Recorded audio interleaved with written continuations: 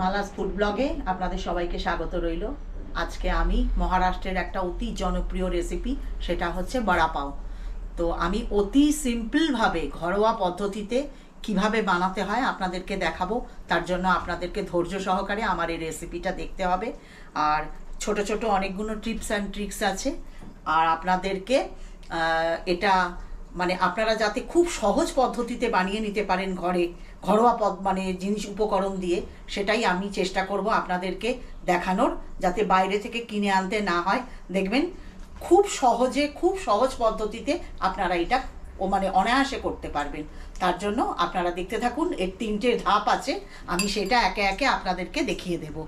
তো প্রথম উপকরণ যেটা করব সেটা হচ্ছে এর 2টো চাটনি বানাতে হয়।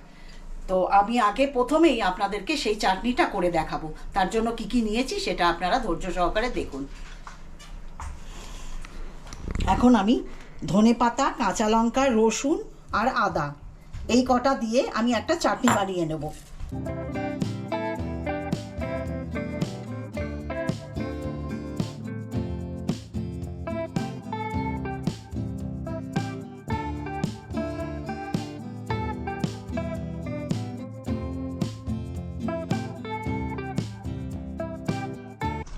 দেখুন, এটা শুকনো শুকনো পিষতে হবে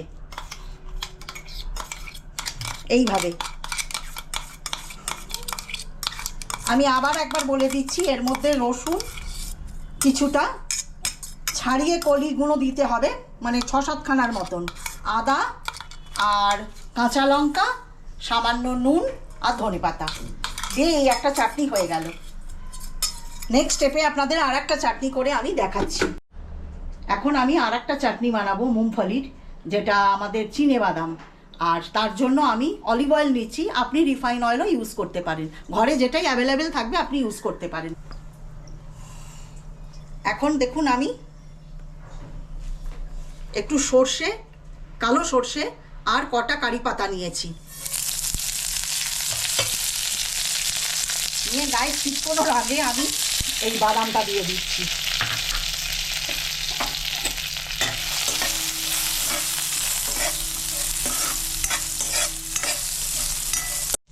দেখুন, আমি সামান্য পরিমাণ নুন দিচ্ছি, হাফ টিস্পুনেরও কম। আর তার সঙ্গে দেব দেখুন একটু বেশি করে শুকনো লঙ্কা। এটা একটু ঝাল ঝাল হলে ভালো লাগবে খেতে। আর সামান্য একটু হাফ টিস্পুনেরও কম হলুদ।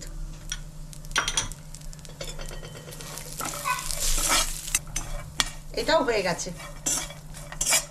এখন আমি বন্ধ করে চাটনিটা একটু ঠান্ডা হলে পিষবো।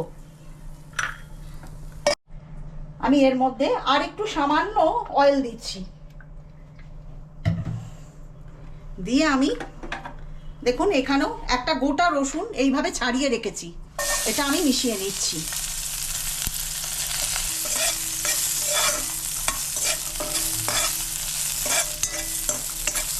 রসুনটা ভাজতে একটু 1 মিনিটের মতন টাইম লাগবে, যে কারণে আমি এইগুলোকে তুলে নিলাম, বাদামগুলোকে, না হলে এটা পুড়ে যাবে। এই জন্য এটা আলাদা করে আমি ভেজে দেখাচ্ছি আপনাদের। দেখুন, এটা ভাজা হয়ে গেছে।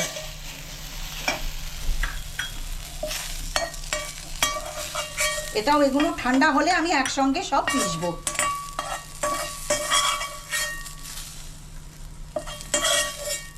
এখন আমি আর একটু তেল দেব, 1 টেবিল স্পুনের মতন দিয়ে দেখুন আমি এই জিরে ফোড়ন দিচ্ছি। এটা হচ্ছে আমি আলুটাকে আলু বয়েল করে রেখেছি 4টে। দেখুন একটু এটাকে হাত দিয়ে আমি মাখিয়ে রেখেছি। এই হাফ টিস্পুনের কম আমি হলুদ দিচ্ছি, আর এতটা পরিমাণ আমি হাফ টিস্পুনের কম দেখুন লঙ্কার গুঁড়ো মেশাচ্ছি।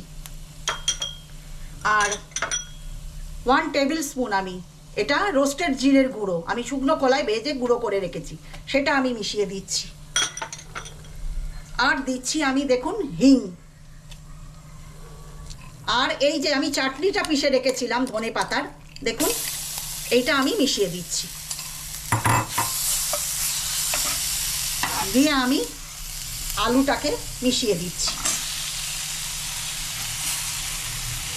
এইভাবে আপনারাও করবেন, দেখবেন অতি সুস্বাদু। আপনার ঘরে যদি কোনো গেস্টও এসে যায়, আপনি চট করে এটা বানিয়ে নিতে পারবেন, না হাতের কাছে সব কিছু থাকে। দেখুন এইটা খুব ভালোভাবে আলুটাকে মাখবেন, এইভাবে একটা ম্যাশার দিয়ে, দেখুন এইভাবে।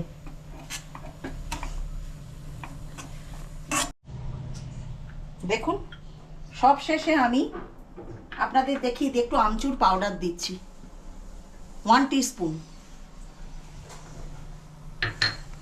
হাফ টিস্পুন আমি নুন দিচ্ছি।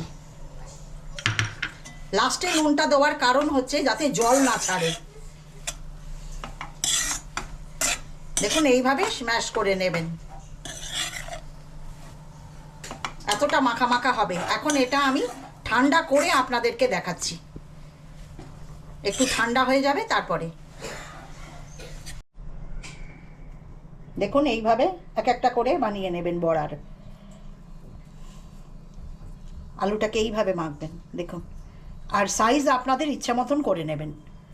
আমি এই ধরনের সাইজটা বানাচ্ছি, আপনাদেরকে দেখাচ্ছি। আমি সব কটাই এইভাবে বানিয়ে নিচ্ছি।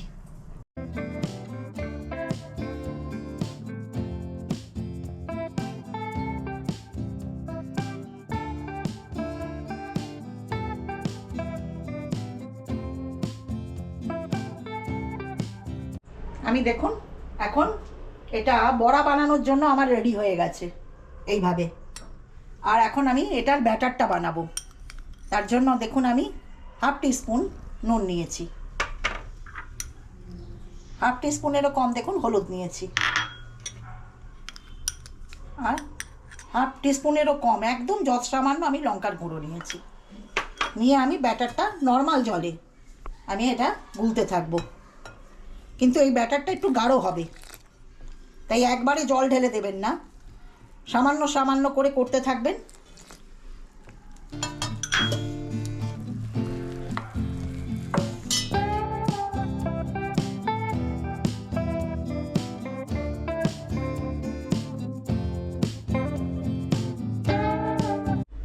দেখুন এখন বড়াটা আমি বানাবো, তার জন্য আমি এখানে রিফাইন অয়েল দিয়েছি কড়াইতে।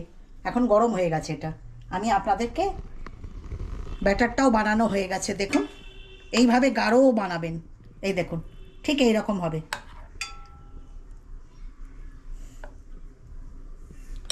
আমি একটা একটা করে এর মধ্যে দেব।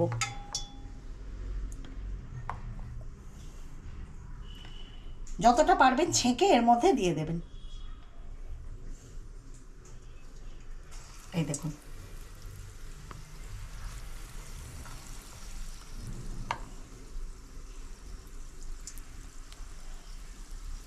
চেষ্টা করবেন যতটা পারবেন ছেঁকে দেবেন। আর অয়েলটাকে মিডিয়ামে রাখবেন, খুব গরম রাখবেন না, না হলে পুড়ে যাবে তাড়াতাড়ি। এইভাবে খুব আলতো হাতে দেখুন এইভাবে ছেঁকে নেবেন।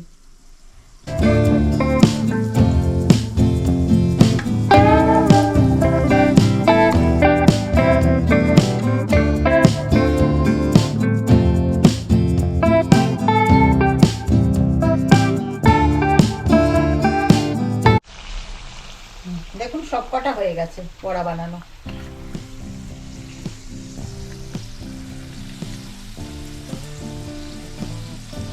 আমি এখন এটা বন্ধ করে দিচ্ছি, বন্ধ করে আপনাদের দেখাচ্ছি আমি।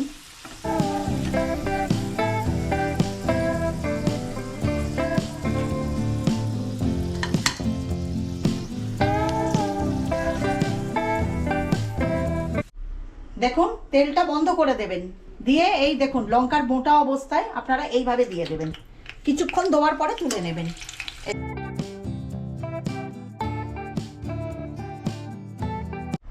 দেখুন এই ধরনের পাও নেবেন, আর নিয়ে মধ্যিখানটা আমি এইভাবে খুলে রেখেছি। দিয়ে এখন আমি এই চাটনিটা মিশিয়ে দিচ্ছি।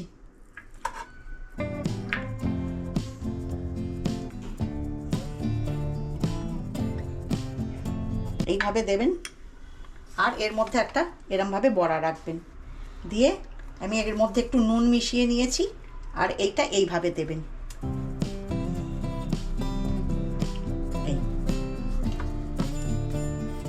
এই হলো বড়া পাও রেসিপি। আর আমি আর একটাও দেখিয়ে দিচ্ছি আপনাদেরকে, আপনারা এইভাবে ঘরে করে বানাবেন। আমারটা দেখে দেখবেন খুব সহজ, ঘরের পদ্ধতিতে, মানে উপকরণ যা যা আছে সেই দিয়েই হয়ে যাবে। আর এটা ভালো লাগলে দেখে আপনারা শেয়ার করবেন সকলের কাছে, সাবস্ক্রাইব করবেন যারা এখনও করেননি, আর যারা করেছেন তাদেরকে আমার অসংখ্য ধন্যবাদ।